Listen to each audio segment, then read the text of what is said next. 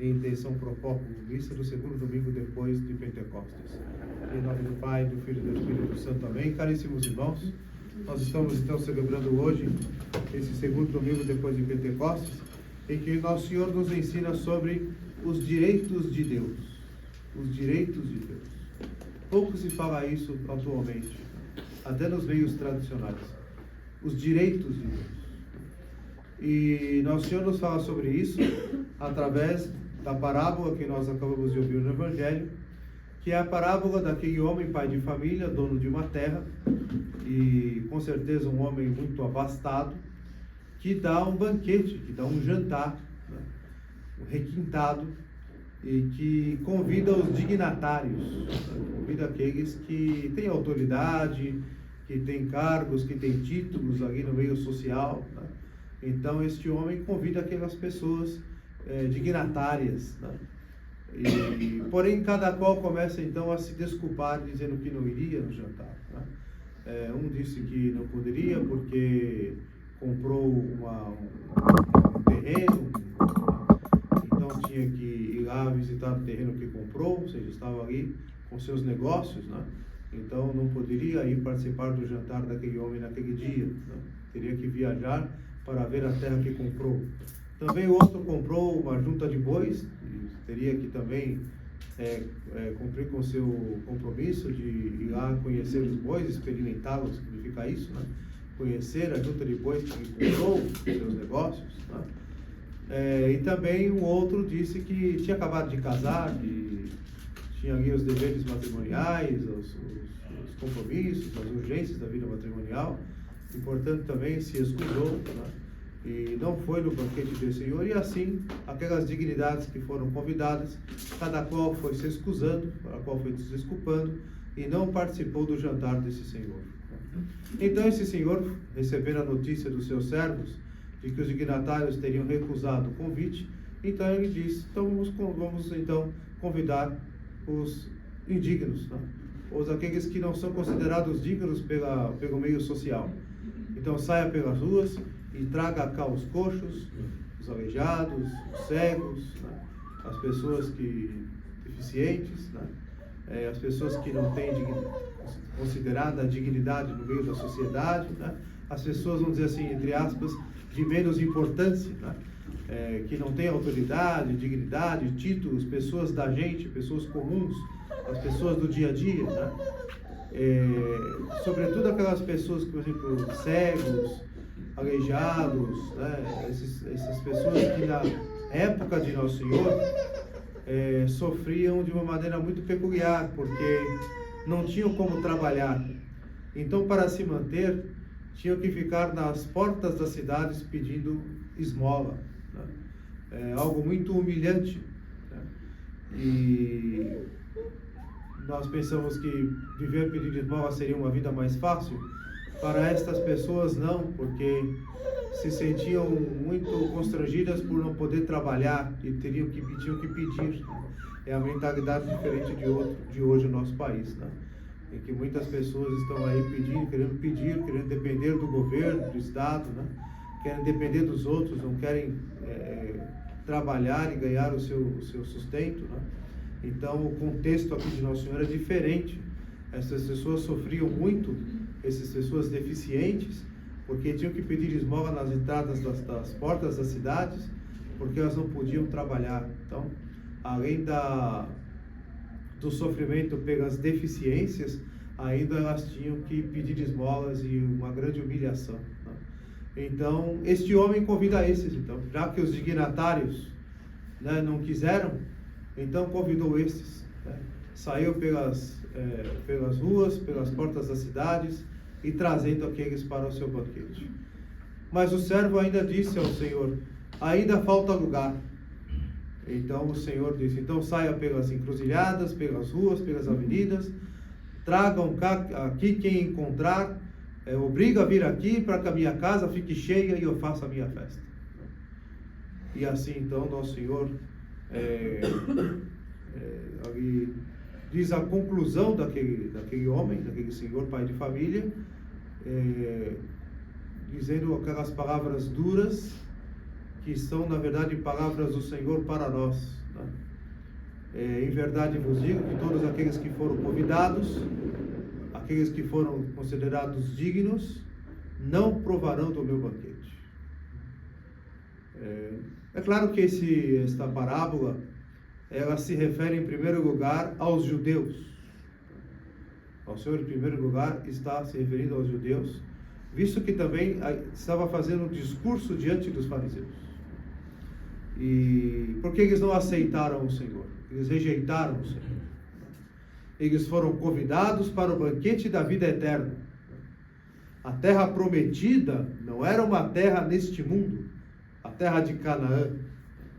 A terra prometida que Deus tinha reservado ao seu povo era a terra prometida no céu, a pátria celeste. Esta é a terra onde corre leite e mel. Esta é a terra que diz as Escrituras. E eles, rejeitando o nosso Senhor, rejeitaram também as promessas. De modo que então ficaram de fora. Os dignatários não foram dignos do banquete. Então, nosso Senhor, em primeiro lugar, se refere aos judeus. Depois, nosso Senhor também se refere ao mundo, à gente, às gentes, aos gentios, às pessoas comuns do dia a dia, que não querem saber de Deus, do Criador, que querem só viver para o imediato, sobretudo em nossos tempos, que só querem viver para os seus interesses, que só querem viver para as urgências do dia a dia, e se esquecem que tem uma alma para santificar, salvar e prestar contas a Deus dela. E depois esse discurso se refere à igreja, a nós, se refere também a nós, porque se nós formalmente cumprimos nossos deveres religiosos, os dias de preceitos, domingos, rezamos, confessamos, comungamos, cumprimos bem os deveres de Estado, tudo, mas, porém, se não abandonamos o pecado, sobretudo o pecado mortal, e se não combatemos os defeitos, e entre os defeitos, sobretudo os defeitos dominantes, esta é uma forma de rejeitar o Senhor, o pecado. Se não rejeitamos pela heresia, pela apostasia, pelo cisma, que são os pecados contra a fé, nós podemos então rejeitar o nosso Senhor pelos pecados contra a moral católica. Se não é contra a doutrina, pode ser contra a moral. Os nossos pecados pessoais, com certeza, como são pecados e são ofensas a Deus, elas configuram uma forma de rejeitar a Deus, de rejeitar o banquete eterno. Por isso a igreja nos lembra com este ensinamento sobre a virtude da religião. A virtude da religião, nos ensina a doutrina católica, é a virtude na qual o homem tem os seus deveres para com Deus. Por quê? Porque Deus tem os seus direitos da parte do homem. O homem não tem direitos diante de Deus. Ninguém pode apontar para Deus e reivindicar alguma coisa. Porque Deus, nosso Senhor, nos deu tudo de graça. Nosso Senhor nos deu tudo por amor. Nosso Senhor nos deu a vida natural. E também, pelo batismo, nos deu uma vida sobrenatural. E além de nos dar uma vida natural e sobrenatural, Ele conserva esta vida natural e sobrenatural. E mesmo depois do pecado de Adão e Eva, o pecado original, nosso Senhor nos redime, sacrificando o seu Filho, num sacrifício de valor infinito no Calvário, para nos redimir, nos perdoar os pecados, nos santificar e nos levar para Ele. Então nosso Senhor fez tudo por nós. De modo, como dizem os Salmos, fez tudo por nós sem pedir-nos nenhum tipo de retribuição. Nosso Senhor nos colocou alguma condição para nos dar uma vida natural, nos colocou alguma condição para nos dar uma vida sobrenatural, nos colocou alguma condição para nos redimir dos nossos pecados e para nos dar a vida eterna? Não. Nosso Senhor nos deu tudo de graça, tudo gratuitamente. De modo que nós não temos mérito nenhum para reivindicar alguma coisa diante de Deus. O que nós temos para com Deus não são direitos. O que nós temos para com Deus são deveres. E Ele sim tem direitos em relação a nós. E o primeiro direito é o direito do homem, é o dever do homem de prestar culto ao Criador, de prestar culto a Deus. Por isso a missa aos domingos e dias santos. O terceiro mandamento da lei de Deus, guardar domingos e festas. Justamente porque o homem, pela virtude da religião, tem o dever grave e irrenunciável de prestar culto ao Criador, de prestar culto a Deus. E não há mais culto agradável a Ele do que o seu santo sacrifício, o sacrifício da Santa Missa. Por isso que nos dias de domingo e dia santo é obrigatório ao católico assistir Santa Missa. E assim também os outros deveres do católico, como a vida de oração, a vida sacramental, a confissão, a comunhão, a mortificação, os jejuns, as abstinências, as têmporas, né? As sextas-feiras do mês, tudo isso a igreja nos coloca como meios para nós cumprirmos o nosso dever para com Deus. Porque o Criador tem direitos sobre nós. Então significa que esses seus direitos são os nossos deveres para com Ele. Mas também, além dos deveres, Deus Nosso Senhor quer o nosso coração, o nosso afeto, porque Ele tem esse direito. Ele tem o direito de ser amado sobre todas as coisas em primeiro lugar, porque Ele está em primeiro lugar, Ele é Deus, e Ele está acima de todas as coisas. De modo que então devemos amá-lo acima de todas as coisas, acima de nós mesmos, acima de toda a criação, de toda a criatura, acima de tudo. E em primeiro lugar, a prioridade é Deus. A nossa vida deve estar voltada, ordenada para Deus. Portanto, caríssimos irmãos, nosso Senhor nos chamou para Ele, para sermos dele, mas para sermos totalmente dele, não parcialmente. Por isso que Ele quer o nosso coração, por isso que Ele quer o nosso afeto. Mas lembremos, não porque precise de nós, não porque precisa do nosso amor, não porque precisa dos nossos afetos. Deus basta a si mesmo. Deus basta a si mesmo. O nosso amor a Deus não lhe acrescenta nada. E a doutrina católica até ensina que o culto de louvor da igreja, como o Santo Ofício, o ofício divino, a Santa Missa, os sacramentais, os sacramentos da igreja, todo tipo de louvor, de glorificação, de honor, que elevamos a Deus pelo culto litúrgico católico, é um louvor extrínseco a Deus. A igreja nos ensina. Ou seja, é um louvor que nada acrescenta à glória divina. A glória que o homem oferece, dá a Deus, é uma glória que nada lhe acrescenta. Que nada lhe acrescenta. Por quê? Porque a glória de Deus, ela é implícita. Ele é glorioso em si mesmo, independente da criação, independente do homem. Deus, para ser louvado e glorificado, não precisa da criação. A glória e o louvor divino, eles são implícitos a Ele.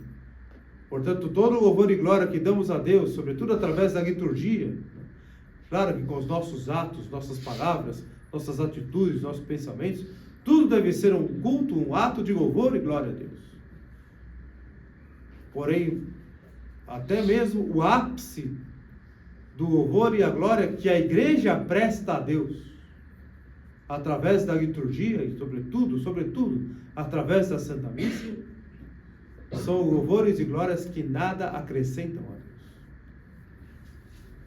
Da mesma maneira, o amor que há na Santíssima Trindade, cuja festa celebramos domingo passado, o Pai ama o Filho ama o Pai, o Espírito Santo ama o Pai e o Filho, e assim respectivamente. Este amor que há na Santíssima Trindade é um amor intrínseco, de modo que o amor que devemos para com Deus, acima de todas as coisas, em primeiro lugar e acima de tudo, é um amor extrínseco, ou seja, é um amor que nada acrescenta naquilo em que Deus é amor. Deus não será mais amado porque nós o amamos. Por isso que mesmo o prefácio da Santa Missa nos fala de que Deus nos quer que nós o louvemos, não porque Ele precise do nosso louvor, mas porque nós precisamos dele. Nós glorificamos a Deus, não porque Ele precise da nossa glória, mas porque nós precisamos glorificá-lo. Deus, nosso Senhor, quer o nosso amor e nos manda amá-lo, não porque precise do nosso amor, mas porque Ele sabe que nós precisamos amar. Porque se nós não amarmos a Deus, se nós não estivermos em comunhão com Ele, unidos a Ele, o que será de nós? Portanto, caríssimos irmãos, nosso Senhor nos chamou, e nosso Senhor nos chama. Nosso Senhor nos espera no sacrário, nosso Senhor nos espera na Santa Missa, nosso Senhor nos espera no púlpito, na pregação, nosso Senhor nos espera no confessionário, nosso Senhor nos chama a todo momento para rezarmos todos os dias, de modo particular o Santo Terço. Nosso Senhor nos chama a todo momento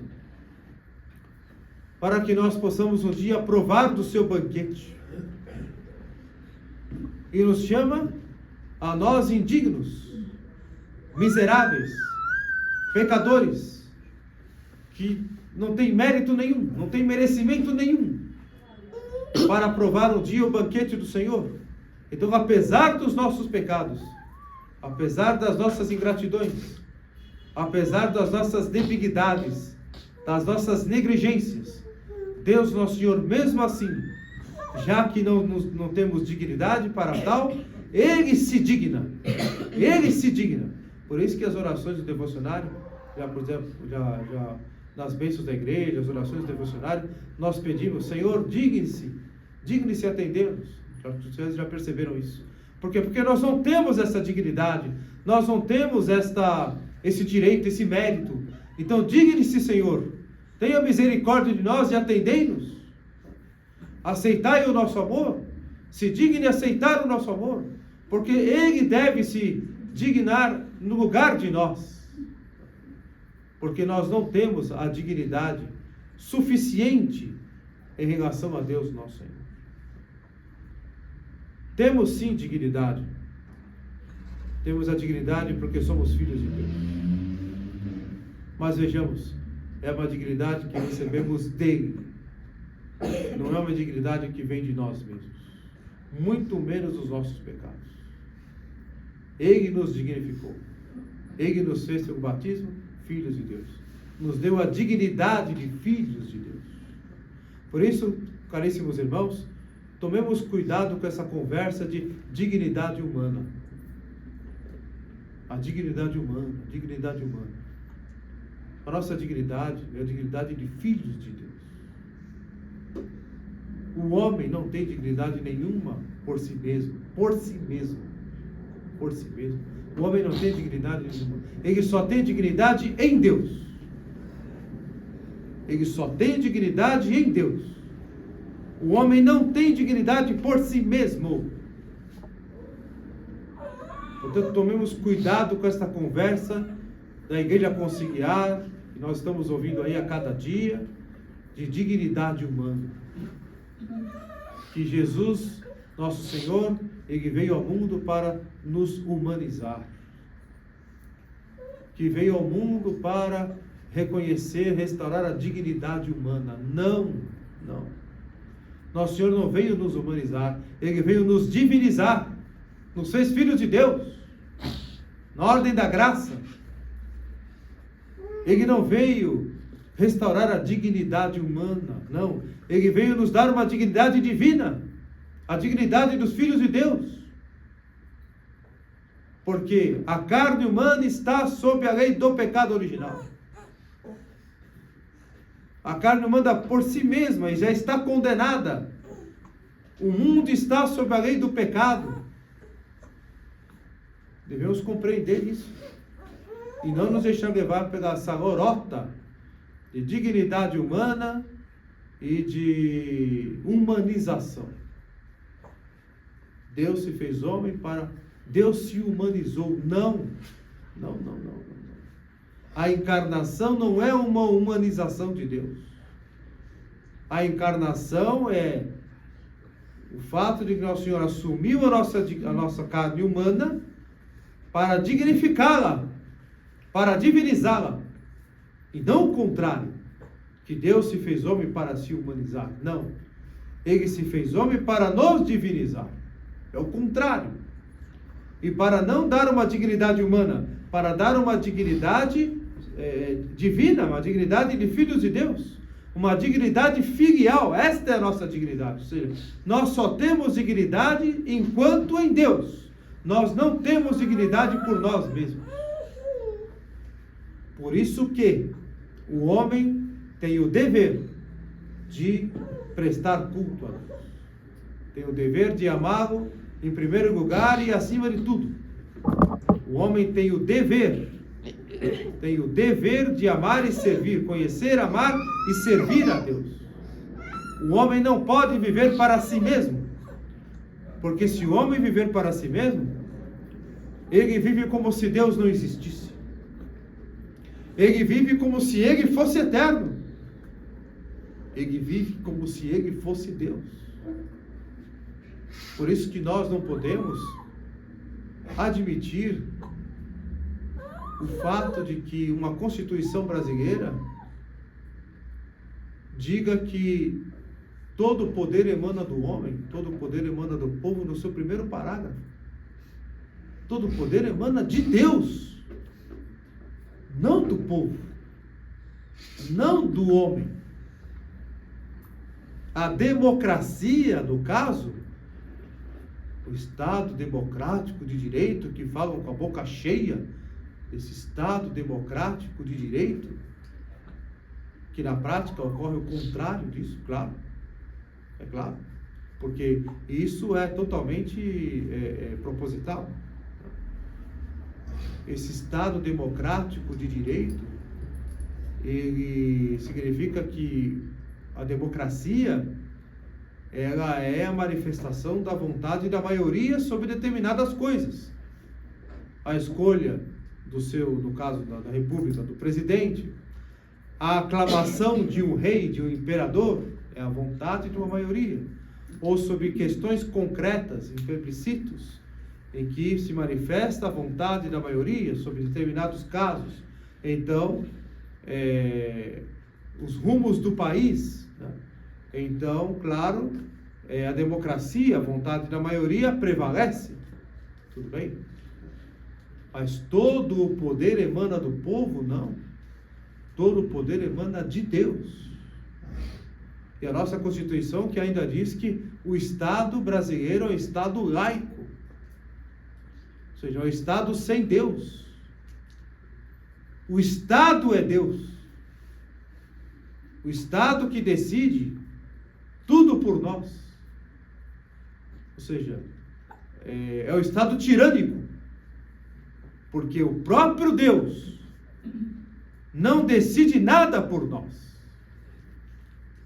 Nosso Senhor nos dá a liberdade, nos deu inteligência, nos deu vontade, nos deu consciência para que livremente possamos optar pelo bem, sem nos obrigar a nada. Nosso Senhor não nos obriga nem a ir para o céu. Nosso Senhor não nos obriga nem a amá-lo. Deus nos criou se expondo a ser odiado pelo homem. O Deus eterno e todo-poderoso se expôs a ser odiado e rejeitado pela criatura. E o Estado quer ser Deus? E o Estado quer ser laico? O Estado não quer Deus? Como que nós podemos admitir uma coisa dessas?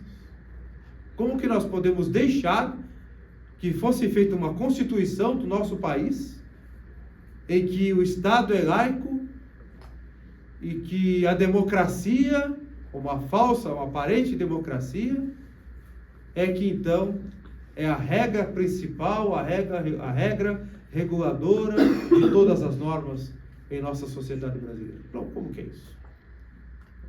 Todo o poder emana do povo, do homem. Ou seja, então, aqueles que representam o povo concentram todo o poder. Veja o termo, é universal, todo. É um termo universal. Todo o poder emana do povo. Isso é uma loucura. Deus eterno e todo-poderoso, todo o poder é de Deus, não do homem. Todo o poder é de Deus, não de um povo. Portanto, caríssimos irmãos, vejamos as consequências de um mundo, de uma sociedade, infelizmente, a sociedade brasileira, que ao se afastar de Deus, ao abandonar o Criador, então vive para si mesma e se esqueceu dos direitos de Deus. É claro que este mundo que se afasta de Deus e se nega a cumprir os seus deveres para com Ele, esse mundo que despreza os direitos de Deus, direitos do Criador, e o prejuízo disso não é de Deus. O prejuízo de tudo isso é nosso. E nós sentimos na pele as consequências de uma sociedade sem Deus, de um Estado laico. Nós sentimos na pele de um país cuja Constituição começa dizendo que todo o poder emana do povo. Por isso que nós estamos aí sendo governados por bandidos, por oportunistas, porque nós entregamos tudo nas mãos deles. Portanto, caríssimos irmãos, devemos reclamar os direitos de Deus. Devemos fazer valer os direitos de Deus. E não pensemos que não podemos conseguir isso com a graça de Deus. Não pensemos que precisamos ser muitos para isso. Porque a verdade fala por si mesma e se impõe por si mesma. Outra coisa, o poder humano se desgasta para dar lugar ao poder de Deus. Quem reina nas ruas, quem reina nas casas, é nosso Senhor Jesus Cristo. É Nossa Senhora. Por isso que quando nós fazemos nossas procissões nas ruas, devemos ocupar toda a via. Toda a rua. Porque nós somos donos da rua? Não, nós não somos donos da rua. Mas Nosso Senhor é. Nossa Senhora é. Eles são donos de tudo. Porque se não é dono de tudo, então ele não é rei. Se Nossa Senhora não é dona de tudo, então ela não é rainha. Então, se nosso Senhor Jesus Cristo é rei, se nós cristãos gritamos, bradamos, Cristo Rei, se nós bradamos Nossa Senhora como rainha, se nós dizemos toda hora, Salve Maria, e não ocupamos a rua com a procissão, com a imagem dela e com a imagem dele, então significa então que a rua é dos homens, que o mundo é dos homens e não é de Deus. Ele é dono. Então que todos parem os seus carros, que todos parem o que estão fazendo, porque Nosso Senhor está passando, Ele é rei, Nossa Senhora é rainha. Devemos ter essa consciência, devemos ter esse impulso interior, não ficarmos acuados diante do mundo, um mundo que deve se acuar, um mundo que deve tremer. Nossas Ave Marias devem tremer o inferno. Nossas Ave Marias devem incomodar todo mundo na rua, para que enxerguem a verdade, para que enxerguem o verdadeiro Deus, seu Criador, a qual todos eles têm os deveres para com Ele, e que Deus tem direitos sobre eles. De modo assim, caríssimos irmãos, que é com esse espírito que nós devemos viver a nossa vida espiritual, a nossa vida cristã, e é com esse espírito que devemos fazer apostolado. Nós vamos convidar alguém para vir à Santa Missa. Vamos convidar alguém para se confessar, para fazer o catecismo. Nós não estamos fazendo, ninguém, se a pessoa vier, não está fazendo favor nenhum para nós. Nós que estamos prestando um belíssimo e sublime serviço a elas. Nós que estamos fazendo um grande favor a elas. Nós não podemos fazer apostolado com essa timidez e com esse espírito completamente passivo, como que suplicando para as pessoas para que venham para o apostolado, para que venham para a igreja, para que venham para a missa, para que venham para a festa. Não! Nós estamos colocando à disposição todos os meios que a igreja dispõe para que as pessoas encontrem seu Criador, amem seu Criador, para que conheçam, amem e sirvam a Deus, seu Senhor e seu Criador, para que elas despertem do sono da morte, do sono do pecado, do sono do mundanismo, e fazer o nosso apostolado com humildade. Não somos melhores que ninguém. Por nós mesmos, sem a graça de Deus, nós somos mundanos como qualquer outro. É que nós sabemos que temos uma dignidade espiritual, uma dignidade divina, a dignidade de filhos de Deus. Sabemos disso, temos consciência, ou deveríamos ter muita consciência em relação a isso. Então fazer o nosso apostolado é um direito de Deus e um dever nosso. Devemos salvar o máximo de almas possível, o máximo de almas possível. Nós não podemos deixar escapar as almas. Não é para encher apostolado, não, encher capela, não. É para encher o céu. Se nós resgatamos alguém e essa pessoa vai assistir missa na fraternidade, vai assistir missa em qualquer outro lugar, ótimo. Estamos salvando uma alma. Não se trata de encher nossa capela, de encher o nosso apostolado. Nós não trabalhamos para o nosso apostolado, nós trabalhamos para a Igreja Católica.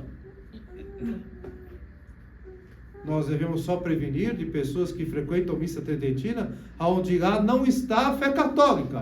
Aí não.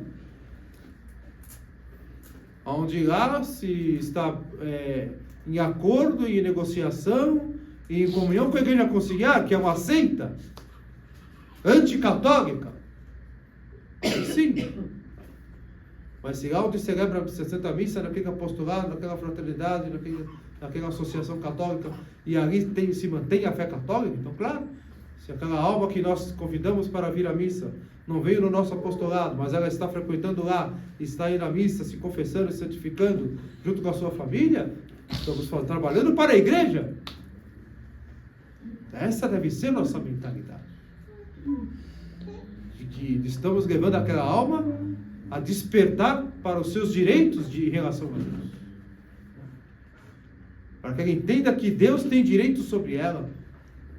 E que Deus a está chamando para o banquete. E que ela não pode se excusar.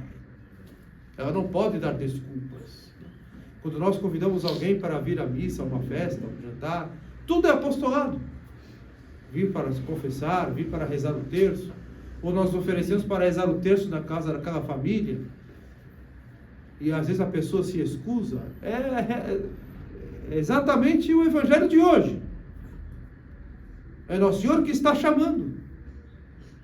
Se elas não atenderem, se elas se excusarem, elas não provarão do banquete.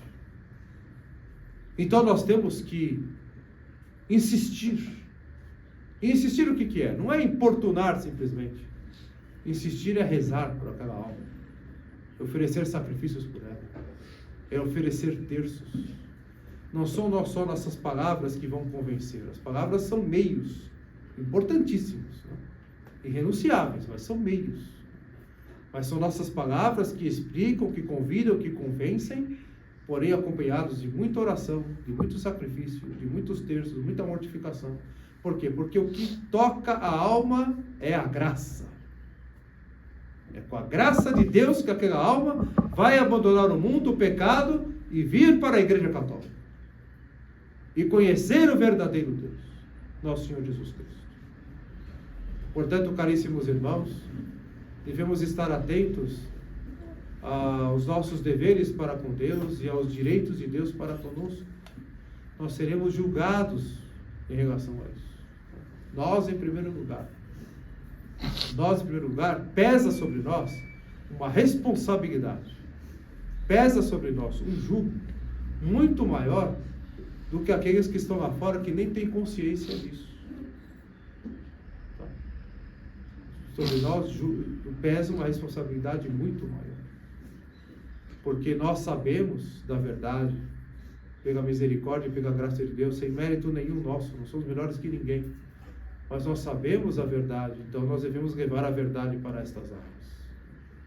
Não precisamos bater na porta da casa de ninguém. Aqueles que estão perto, onde nós estivermos, no trabalho, na padaria, no ponto de ônibus, no caminho, no ônibus, onde estivermos, no metrô, na internet, aqueles que nos seguem nas redes sociais, né? Aqueles que estão conosco lá, entre os nossos parentes, familiares, né? É ali que devemos fazer apostolado. É ali que devemos investir também um pouco do nosso tempo. De modo, caríssimos irmãos, que este apostolado aqui, por exemplo, tem muitos apostolados, mas este apostolado aqui, apostolado católico, ele é um meio que oferece meios para que nos possamos manter longe do mundanismo, longe do paganismo, para que mantenhamos nossa vida ordenada para Deus. De modo que nós estamos aqui fazendo as festas, rezando o terço, assistindo a Santa Missa, na nossa hora santa, recebendo a bênção do Santíssimo, nos confessando, nós não estamos perdendo tempo. Nós estamos granjeando os bens que queremos desfrutar lá na eternidade. E aqui nós estamos não nos alienando do mundo, não. Nós estamos nos preservando do mundo. Nós estamos ordenando nossa vida para Deus. Estamos aqui um pedacinho de cristandade que nós temos. Outra coisa, um ar mais puro no sentido figurativo, de pureza, de modéstia, de respeito, neste mundo aí que nos deixa completamente asfixiados, de impureza, de malícia, de maldade. Então aqui nós temos um ambiente com os meios necessários, um pedacinho do céu na terra, vamos dizer assim. Esse pedacinho do céu na terra que nós vemos de maneira figurada é a igreja. É a igreja. É a barca da igreja. Em que nós então nos mantemos firmes, unidos, na mesma fé, na mesma comunhão, na mesma fraternidade, um só coração e uma só alma. De modo assim, caríssimos irmãos, que aqui sempre seremos lembrados e cobrados sobre os nossos direitos, nossos deveres para com Deus e sobre os direitos de Deus para conosco. Eu não vos chamo sempre para a oração? Eu não vos chamo para o terço? Eu não chamo sempre para a novena? Eu não chamo para a Santa Missa? Eu não chamo para o terço, para as festas? Para o catecismo?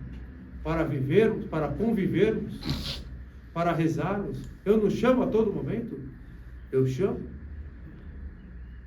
E eu lembro mais uma vez que ninguém pode chegar diante de Deus e dizer: olha, eu não sabia. O padre nunca me disse. O padre nunca me cobrou. O padre nunca me alertou. Ninguém pode dizer isso daqui. Ninguém pode dizer isso um dia diante de Deus. Muitos que foram chamados, foram convidados, muitos que receberam o apelo, o convite, lá na internet, que visualizam e fingem que não é com eles, nas ruas, por onde eu passo, que o padre convida, e de uma maneira, às vezes até usando, de maneira até, às vezes até indireta, às vezes usando uma brincadeira, uma piada, com bom humor, o padre convida. E o que mais teme o coração do sacerdote é aquela alma chegar diante de Deus e dizer: nossa Senhora, eu não sabia. E ela ouvir de Nosso Senhor: mas o padre naquele dia, ele te convidou. Ele te chamou. E para nós também, que não ocorra de nosso Senhor dizer, mas o padre chamou aquele dia para a novena, para a missa, e você foi para o shopping. E você foi para a praia. Na primeira sexta-feira do mês, onde você estava? O padre tinha convidado para desagravar o meu sagrado coração. Primeiro sábado do mês, onde você estava? O padre tinha chamado, convidado para desagravar o imaculado coração de minha mãe. Onde você estava na festa do coração de Jesus? Na festa de São João? Você foi na festa junina, né? Mas você não foi na missa. Porque o que agrada mais a Deus é a missa. A festa junina é para nós. Mas a missa é um culto a Deus, que o próprio Filho oferece a Deus no sacrifício incruento e valor infinito. Então Nosso Senhor vai dizer, mas espera aí, você foi na festa junina, mas não foi na missa. Portanto, caríssimos irmãos, não pensemos, não caiamos na presunção de que já estamos salvos. Não caiamos na presunção de que já somos santos. Não caiamos na presunção que já fazemos apostolado. Nós não vamos salvar o mundo inteiro, mas nós temos que salvar aqueles que estão perto de nós. Se as palavras não convenceram, nossas orações, nossas preces, sacrifícios, mortificações, nossos terços diários vão tocar essas almas. Vão tocar para que encontrem a igreja. Encontrando a verdadeira igreja, encontre o verdadeiro Deus. Encontre nosso Senhor Jesus Cristo. Para que todos possam provar do seu banquete. Num grau maior ou menor de glória, mas que todos possam provar do seu banquete. E caríssimos irmãos, os nossos bons exemplos, o nosso sinal da cruz, o nosso terço, nosso bom comportamento onde nós estivermos, em casa, na rua, a nossa vida de piedade, a nossa vida voltada para Deus, é um apostolado muito importante que nós nem percebemos o quanto estamos tocando almas também. Então perseveremos, não desanimemos. Nós ficaremos muito surpresos quando chegarmos no céu e encontrarmos pessoas que dávamos elas como perdidas, mas elas na última hora, na hora da morte, num momento difícil, se converteram, nós nem ficamos sabendo, encontramos com aquela pessoa do céu, por sua misericórdia, chegamos lá, encontramos com aquela pessoa no céu porque nos viu fazer o sinal da cruz, porque nos viu fazer uma genuflexão, porque naquele dia nós convidamos aquela alma para rezar no terço, porque demos um folhetinho para ela sobre o ato de contrição, sobre a confissão, sobre o terço, sobre a missa. Por causa de um convitinho, por causa de apenas de uma palavra breve, um encontro no elevador, olha, teremos uma novena, uma coisa que nós fazemos do dia a dia e nem percebemos. Por causa de um ato desses, tão pequeno, a graça de Deus toca numa alma e a converte. Portanto, caríssimos irmãos, não pensemos que nosso apostolado silencioso, e não pensemos que o nosso apostolado boca a boca, com cada alma, rezando e se sacrificando por elas, e convidando elas a conhecer o apostolado, para que conheçam a igreja e conheçam a Cristo, não pensemos que isto é em vão. Perseveremos, procurando nós, em primeiro lugar, uma vida santa, porque para salvar os outros, devemos primeiro nos preocupar em salvar a nós mesmos. Mas preocupados em nos salvar, devemos ao mesmo tempo não descuidar de também trabalharmos incansavelmente pela salvação das almas, começando por aquelas que estão mais perto de nós. Então pensamos a Nossa Senhora, Nossa Santíssima Mãe, a graça de tirarmos desses ensinamentos santos propósitos, né, para esta semana e para a vida. Pensamos que ela nos inspire santos propósitos, que sejamos sempre muito generosos para com Deus nosso Senhor, que correspondamos com docilidade às moções do Espírito Santo, às oportunidades que a graça de Deus nos dá. E pensamos a ela também, que todos aqueles que estiverem perto de nós, por intercessão dela, sejam tocados pela graça de Deus, para a glória dele, para a maior glória dele e para a salvação das almas. Louvado seja nosso Senhor Jesus Cristo. Assim seja louvado.